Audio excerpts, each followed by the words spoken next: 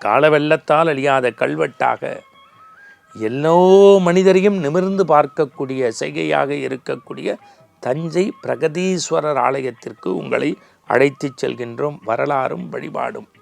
தஞ்சாவூர் அப்படின்னோடனே நம்ம கண்ணுக்கு என்ன வரும்? தஞ்சாவூர் பெரிய கோவில் வரும், சரஸ்வதி மகால் வரும். அந்த அற்புதமான தஞ்சையினுடைய மாரியம்மன் திருக்கோயில் தங்கப்பாவாடையோடு வீற்றிருக்கக்கூடிய காட்சி வரும், அரண்மனை வரும், அந்த சிறுவர் பூங்கா நினைவுக்கு வரும். இவையெல்லாம் வந்தாலும் கூட ராஜராஜ சோழனால் இந்த மண்ணில் கட்டப்பட்ட அந்த பெரிய கோயில் உருவாகுவதற்கு மூல காரணம் எது என்று கேட்டால், ராஜராஜ சோழனுடைய அடிச்சுவட்டு மனதில் அவருடைய எண்ணத்தில் வித்தாக விதைந்தது விண்ணை முட்டக்கூடிய கோபுரத்தை எழுப்பி கல்லில் கவி பேசி கடவுளை உள்ளத்தில் வைத்து ஊனுருக வழங்கி இந்த மண்ணை உயர்த்தி காட்டிய காஞ்சியில் இருக்கக்கூடிய கைலாசநாதருடைய திருக்கோயிலை பார்த்து எண்ணி எண்ணி ராஜராஜ சோழன் கட்டிய கோயில் தஞ்சை பிரகதீஸ்வரர் கோயில். இன்னும் சொல்லப்போனால் நந்தியின் உருவம் சிவனைப் போல செம்மாந்து இருக்கக்கூடிய திருக்கோயில் தஞ்சை பெரிய கோவில். நாள்தோறும் வழிபாடு உண்டு. ஆனால் ஆண்டுக்கு ஒரு முறை நடக்கக்கூடிய அன்ன வழிபாடு, அன்னாபிஷேகம் உலகத்தில் எங்கும் கிடையாது. அப்படி ஒரு பிரம்மாண்டம் சிவன் ஆலயத்தில். அதுவும் அந்த தஞ்சாவூர் அந்த ஆளுயர சிவனுக்கு அப்படி மூட்டை மூட்டை மூட்டை மூட்டை மூட்டை மூட்டையாக அன்னத்தால் அபிஷேகம் செய்து அன்னாபிஷேக காட்சியை பார்க்கின்ற போது பிரதோஷ வழிபாடு, நதியம்பதிக்கு நம்முடைய தோஷமெல்லாம் நீங்கக்கூடிய பிரதோஷத்தன்று பாலால் பன்னீரால் பஞ்சகவியத்தால் அபிஷேகம் செய்யக்கூடிய அந்த நந்தியின் வழிபாட்டை பார்த்தாலே நம்முடைய பாவமெல்லாம் பனித்துளி போல உருண்டு ஓடும் என்பார்கள். அது பறந்து விரிந்த கோயில் பிரகாரம், நிழல் விடாத கோபுரம், 1000 ஆண்டுகளை கடந்தும் கம்பீரமாக காட்சி தரக்கூடிய தமிழனின் எழுச்சிமிகு அடையாளம். இதையெல்லாம் இந்த மண்ணுலகில் ஒரு முறையேனும் சென்று நாம் சேவித்து வர வேண்டும். இன்னும் சொல்லப்போனால் கட்டிடக்கலைக்கு உலக வரைபடத்தில் ஓங்கி உயர்ந்து நிற்கக்கூடிய ஒரு சில கோயில்களில் முதன்மை கூறியது நம்முடைய தஞ்சை பிரகதீஸ்வரர் கோயில்.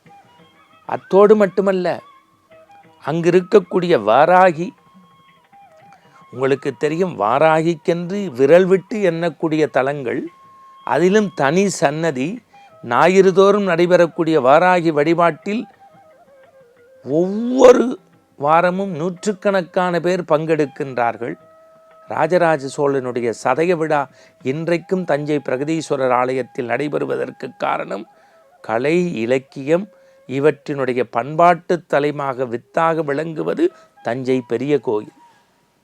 இன்னும் சொல்லப்போனால் நம்முடைய வரலாறுகளை படிக்கின்ற போது ஒரு மன்னன் எவ்வளவு சமூக அக்கறையோடு அந்த திருக்கோயிலை எழுப்பியிருக்கின்றான், அந்த கட்டிடக்கலைக்கு உதவியவர்களினுடைய அற்புதமான உயர் பெயர்களையும் கல்வெட்டில் பதித்து வைத்து பண்பாட்டோடு மரக்காவில் நெல் தருவதற்கு பதிலாக அள்ளி கொடுத்த ஒரு உயர்ந்த மனிதனாக வாழ்ந்தான் என்பதற்கு அங்குள்ள வரலாற்று செய்திகள் நமக்கு ஆவணம். இன்னும் சொல்லப்போனால் மன்னனுடைய மகிழ்ச்சிக்கு சிறிதும் குறையாத வரகுணால் என்கின்ற ஒரு பெண்மணி தன் கணவன் இறந்தபோது கூட அரண்மனையிலிருந்து பெற்ற பசுமாடுகள் ஆற்றில் அடித்து செல்லப்பட்ட போது தன் பச்சிலம் குழந்தைக்கு கொடுப்பதற்கு வைத்திருந்த பாலை விற்று பணமாக்கி அதை திருக்கோயிலின் தீபம் ஏற்றுவதற்கு ஒரு சில நாட்கள் மட்டுமே அனுப்பி அந்த செய்தியை கேட்ட மன்னன் கைகூப்பி வணங்கி கருணையோடு கண்ணீர் விட்டு 40 காராம்பசுக்களை வாங்கி வரகுணாளுக்கு கொடுத்த வரலாறை படிக்கின்ற போது உடம்புகளில் தமிழன் எப்படி மெய்சிலிர்த்து நிற்கின்றான் என்கின்ற சரித்திரத்தை நம்மால் உணர முடிகின்றது. ஏதோ கோவிலுக்கு போனோம், வலம் வந்தோம், ஒரு சூடத்தை ஏற்றினோம், பிள்ளையார்ட்டை 2 குட்டு போட்டுக்கிட்டோம், விபூதி தரிசனம் வாங்கிட்டோம், கொடுக்குற பிரசாதத்தை உட்காந்து சாப்பிட்டு பின்னாடி கிளம்பும்போது தட்டி விட்டுட்டு சிவன் சொத்து கொலநாசம்னு வருவதல்ல நம்முடைய வழிபாடு. ஒவ்வொன்றையும் எடுத்தண்ணி பார்க்க வேண்டும். நான் தமிழ் பெருமக்களுக்கு உலகத்தில் நீங்கள் எந்த மூலையில் வாழ்ந்தாலும் வாழ்க்கையில் ஒரு முறையேனும் தஞ்சையினுடைய பிரகதீஸ்வரர் ஆலயம் சென்று நீங்கள் மனமுருகி காதலாகி கசிந்துருகி கண்ணீர் மல்கி அவனுடைய பாதத்தில் உங்கள் விண்ணப்பத்தை வையுங்கள்.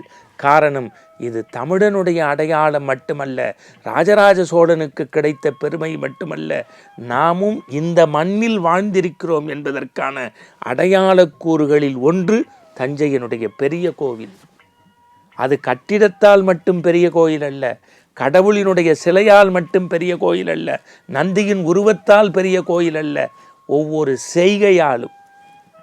நான் இப்பையும் சொல்கின்றேன், அந்த அற்புதமான பிரகதீஸ்வரர் ஆலயத்தில் ஒரு முறையேனும் காலார கைவீசி நீங்கள் அப்படி ஒரு நடையாக பிரதர்சனம் வந்தால் உங்களுடைய வாழ்க்கையின் பெருவினையெல்லாம் நீங்கி மனதில் ஆனந்தம் என்கின்ற அந்த சொர்க்கத்தை மண்ணுலகத்தில் பெறுவதற்கு வரலாற்று வழிபாட்டு துணையோடு பிரகதீஸ்வரர் ஆலயம் செல்வீர், பெரும் புகழ் பெறுவீர்.